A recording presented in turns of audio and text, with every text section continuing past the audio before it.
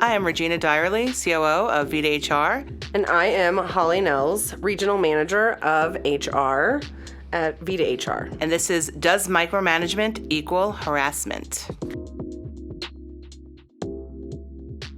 Welcome to HR Stew.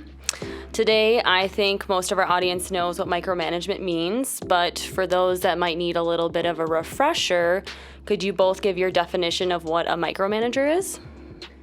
I think a micromanager is somebody who always wants their thumb on the pulse of what their employees are doing. They don't give them room to grow and flourish and problem solve on their own. For me, it means the complete absence of trust in my abilities, right? So, it's the words that come to mind are suffocating and a bottleneck, right? You can't get anything done because you're waiting for approvals and controlling. I'm not a fan. Me either. So today I prepared a fun little game for us to play. I'm going to read off a trait of a manager, and you guys are going to respond either micromanager or not a micromanager and give your reason. First question, every task needs management approval. Well, that's definitely micromanaging. Micromanaging. That's probably in the definition of micromanaging in Webster's dictionary. I've definitely worked under this type of environment. It was a long time ago, but certainly very demeaning and demoralizing. And you don't get as much done as a team, as an organization. If you need to, every task needs management approval. How can you learn? How can you grow? How can you expand? It's certainly not going to be a nimble organization that way. That's for sure. How about you ask to be CC'd on most emails to clients? First of all, who would volunteer to get more emails? There are people who volunteer to get more emails. They want to be in the know on everything, and I don't even understand how you can fully grasp and be in the know on everything when you're being CC'd on 500 emails a day. You probably get 100 on your own that you have to take care of. That's too much. Well, typically, micromanagers are not great delegators, right? So it means that they probably do have their own work, or at least they're generating their own work that should be going to other people. Right. Right. So yeah, they have their own emails, then they're checking other people's emails, and I don't know, maybe even they're even critiquing people's response emails. Right. One of my first jobs many years ago, I had an amazing manager, and he one day told me, he says, as a manager and as a supervisor, you want to be able to delegate those tasks that people underneath you can handle and empower them to do what they're capable of doing. And so that way you can do the higher level stuff, the stuff that they don't know how to do, and, lead the organization to great success. And that has stuck with me for 22 years now. Manager number 3 takes credit for work done by others on their team. That's like the literal worst. Is that a micromanager, or is it just the literal worst? That's right. That's what we're supposed to Yes. be. Okay. Yeah, actually, that's not a micromanager. That's just a terrible manager. Agreed. Consistently challenges and opposes employees' work. That depends. That could be a micromanager if they're trying to edit their work, right? But that's just a confrontational manager. And I think constantly challenges or opposes employees' work. Is that a micromanager, or is that someone who wants to feel important, wants to feel heard, wants their voice to be known as a manager and, know their place? So I don't know. Kind of muddy. I don't know. That's just not a nice person in general, right? That person isn't just behaving this way at work. I don't really believe that there's a different persona that people have in their home life and their work life, even though I've heard that before. Oh, I'm different at work. I'm different at home. Yeah. No, you're the same person. We alter ourselves slightly, don't get me wrong. Yeah. But no, this person's just a terrible human being. You have your customer voice. We have our HR voice, for sure. But changing the tone of your voice is not changing who you are. Agreed.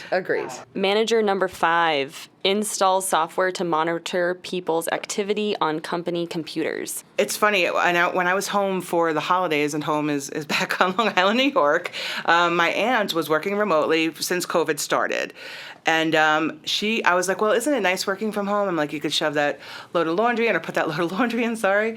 And she's like, no, I literally can't leave my desk because they monitor my keystrokes and my mouse and all this stuff. And she goes, no, I sit here at my desk all day and I run to the bathroom and I come back. And I'm like, this is a woman who has been in her field for 40 years, Oh, wow. at this point. And that's how they're managing their workforce because they couldn't physically see her. They needed to know that she was doing her work, even though there was no history of that. Right? And it wasn't just her; it was their whole workforce, and it was a fairly small office. But I just thought, wow, and she's no longer there, right? Like that was, And there's a reason. right? I mean, and there was these behaviors before when she was on site, but that was like next level. And just like a lot of people, have reassessed the environments that they're working in. That is definitely, I don't know if that's micromanagement, but it's Not trusting stalking. your employees. Yeah.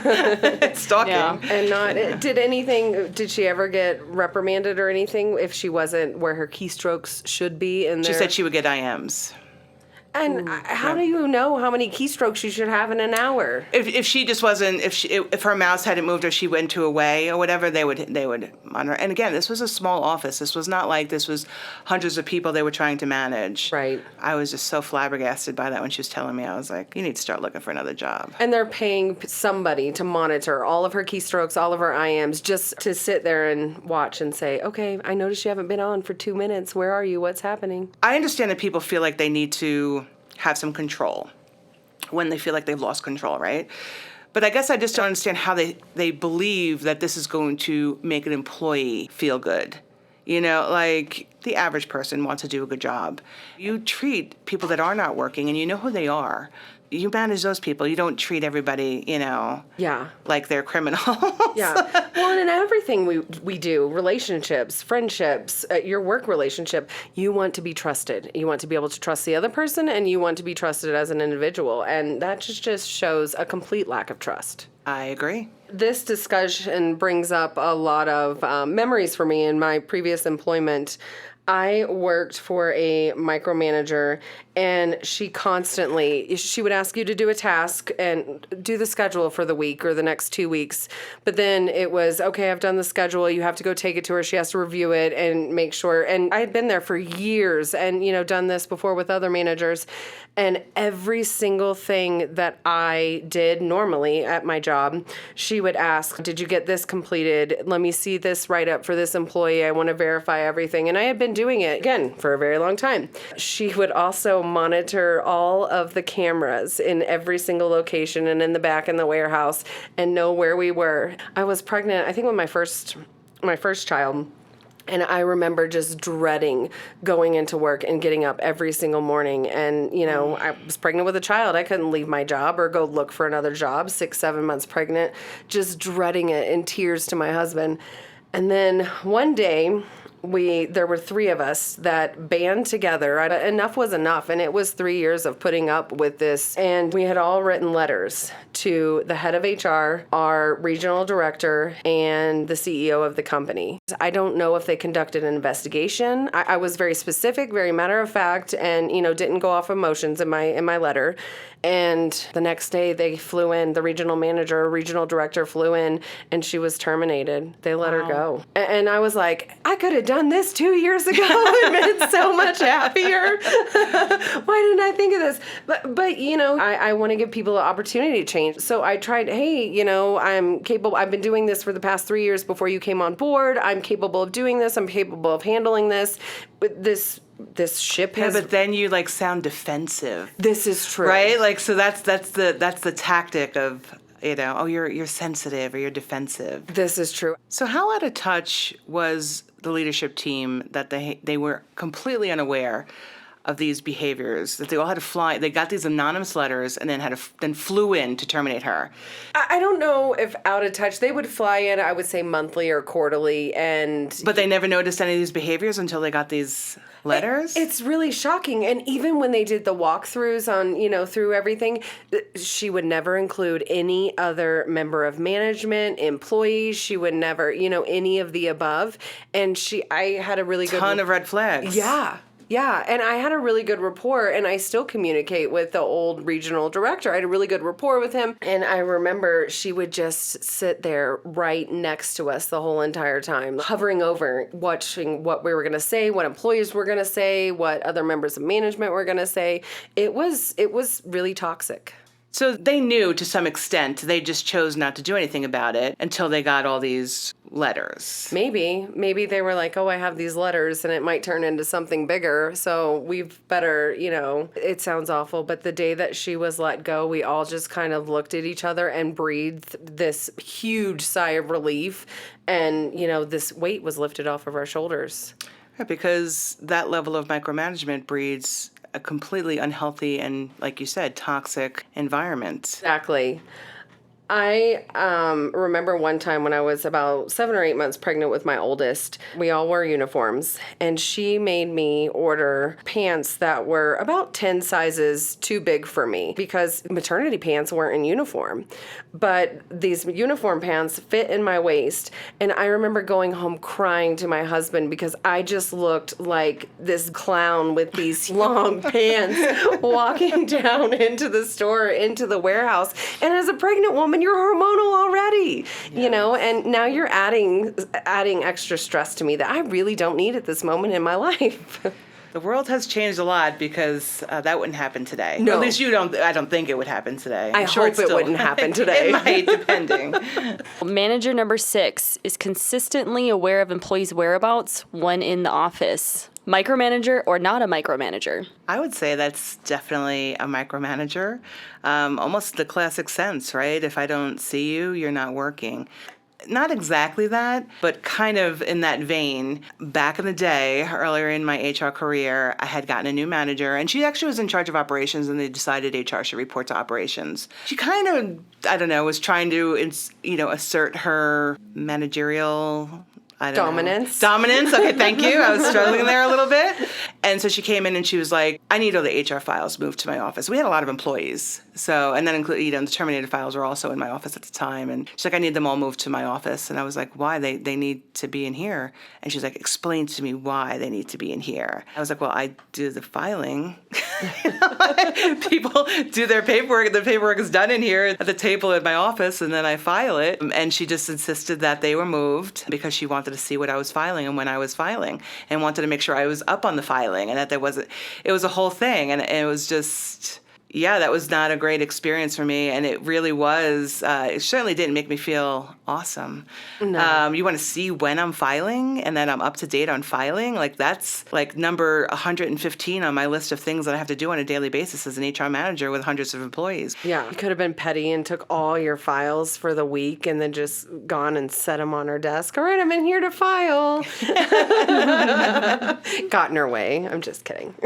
Manager number 8, avoidant to delegating tasks. This goes back to the same thing. If you don't delegate what you can delegate, you'll never get your own tasks done as a manager. But that's also classic micromanagement behavior, Yeah, right? yeah. No one could do this as well as I can, right. So I can't delegate this. Right. Or I want to hold all this information, so I'm so valuable to the company. Well, actually, that's a big one. Yeah. Actually, a fear of someone else knowing what they know. Yeah. And not sharing knowledge and hoarding things, and super detrimental to the company. Yeah. But they feel like that's important for their importance, right? Agreed. So some of these traits were obvious psychological harassment from coming from some of these managers. So in conclusion, does micromanagement equal harassment? There's a fine line. I feel like the story about, you telling us about your aunt, I couldn't imagine how much anxiety she had just to run to the bathroom, Like, oh my goodness, they're gonna IM me that I'm not been on long enough because I gotta go to the bathroom and take a break. The mental anguish that someone could go through, in those instances. I think she was incredibly stressed out and felt the lack of trust, right? After working for that organization for quite a number of years and being someone in that industry for so long. Yeah, it was, I was disappointed for her. Did I think it was harassment? Yeah, I did, actually. I think that on some level, and this is not to be dramatic at all, but if it crosses a line, then I think it actually is equivalent to harassment. Yeah. That does kind of spark another question for me to ask you guys. So on the topic of micromanager, if someone is experiencing or they feel like they have a micromanager, do you encourage them to speak up? Who should they talk to? What advice would you give an employee if they are going through this? It depends. The classic, it depends. I mean, it depends on what kind of support there is at that company. That's a tough one. I have people that come to me and ask me for HR advice, and I always ask them, what do you want to gain out of going to your boss or HR or somebody else? What is your end goal? What do you want to gain? They'll tell me what they want to gain, and I said, do you think you'll get that resolution? And 9 times out of 10, no, I don't think I'll get that resolution. Then is it really worth sparking that conversation and creating an additional uncomfortable workplace environment? Do you believe a micromanager could change their behavior? I think if someone's self-aware, they could modify their behavior, even if it's their natural state of being. I mean, some people are just that way. You know what? I'm going to take your hopeful approach, Holly. I like hopeful. And say, I think that someone can modify that. If they care about their staff and they care about how they're being perceived and they want to do better, then I think, yeah, they can modify themselves. And sometimes they're not aware they're doing it. It's not everybody's evil. This is true. This is true. Glad to know that a micromanager hopefully can switch their behavior if they have some type of insight. Kind of speaking on that, this segment, we go to the online forum called Ask HR, where individuals can bring up concerns or questions to HR professionals and hopefully get some advice. Today's story comes from an individual who works at a retail store. They're a small chain of specialty retail stores, and they have an employee. We call her Anne. Anne is the 4th member of our 4-person management team, and they have a 12-person overall store team. Anne is a great functional employee, very organized, quick, efficient with tasks, and has a very high standard of what good looks like, usually. Usually. Dun, dun, dun. Now we're getting into the juicy stuff. Unfortunately, Anne struggles with her KPIs, but I have found that if I focus on her a little bit more than other people, I can get pretty good results out of her. If I take my foot off the pedal, though, her KPIs begin to sag a bit. But my worst problem with Anne is that she complains. Everybody gripes about their job to an extent, but I would say Anne's complaining borderlines excessive. For example, if her hours are increased, she complains she's tired and overworked.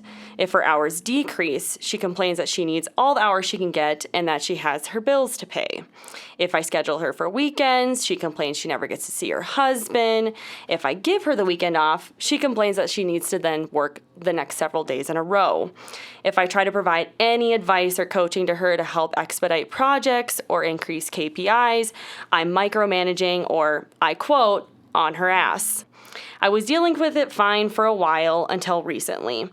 Anne called in anonymously to complain to HR about being scheduled 7 days in a row. This instance happened when Anne was scheduled for a 3-day weekend. Our HRBP called me to discuss the complaint and confirmed that Anne made the call. Furthermore, our HR business partner said that after reviewing Anne's time cards and scheduling for my store in general, that I had excellent scheduling. The HRBP informed me that no action would be taken at this time and that a follow-up call to echo what she told me would be made to Anne. It's now been 3 weeks since the HR phone call, and Anne has gotten even worse with her complaining. Everyone I have ever managed has loved being on my team. I'm now realizing that this is the first time I'm dealing with... that they love being on your team? I think he or she just lost me. They might have just lost me there. Yeah. Okay, yeah. continue. Sorry. No, it's all good. Because they're now just realizing that this is the first time they're dealing with an issue like this in their 10-plus year career. This person is now asking HR professionals, what she is doing isn't exactly breaking the rules, but how can this manager approach or solve this issue with Anne, especially now that she has escalated her complaining? You know what's interesting is that he doesn't talk about the team morale or anything else. Like everything is related to him, right? So that's usually when there's a complainer, because that is a problem. When someone's like a chronic complainer that's on your team, like usually it impacts other people. And there's no mention of that in this letter, which is, I think, a little telling, actually. Look, she sounds burnt out. And if she's in retail, she probably is burnt out. So that these problems may not be able to be fixed. Like, she's upset about things that are typical. Some of the stuff he mentioned are typical things in retail, right? When you have a set number of days off, you end up working sometimes 7 in a row. I worked in an HR for a call center industry. That happened regularly there too. She knows this. She's been in the industry a long time. So you have to tackle this head on. Let her know that if everybody's bothered by her complaining, that it's actually affecting team morale, that there doesn't seem to be any resolutions for her complaining. Not to treat her like a child, obviously, but sometimes maybe put a window or a limit on how long she's allowed to complain about something. So we've all worked with complainers, right? And sometimes they just need to be heard. The act of complaining makes them feel, it's like dogs barking, right? It feels good to them, right? So sometimes you'd be like, okay, we're going to talk about this for 5 minutes, and you clearly don't want any resolution to this because every solution I find you're not happy with. Sometimes you have to be that candid with somebody that is prone to this type of behavior. A little troubled by everybody has loved him, because everybody doesn't love anyone. Right. Ever. Some people, like, sometimes someone just looks at someone, they don't like them. So I don't know.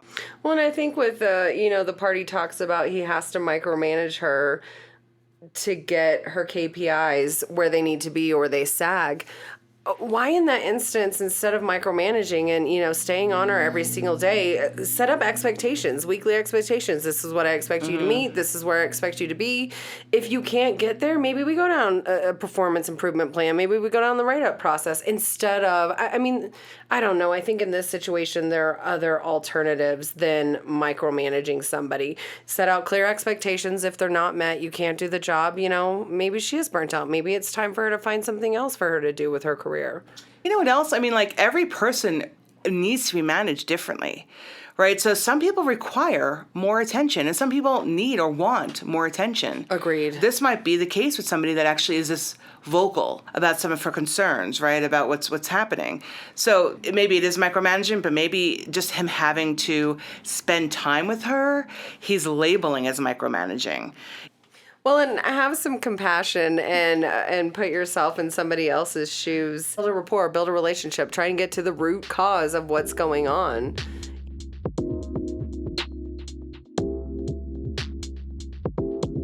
Thanks for listening to Regina Dyerly and myself, Holly Nels. We really appreciate you taking time out of your day, and we look forward to the next one. You have listened to HR Stew.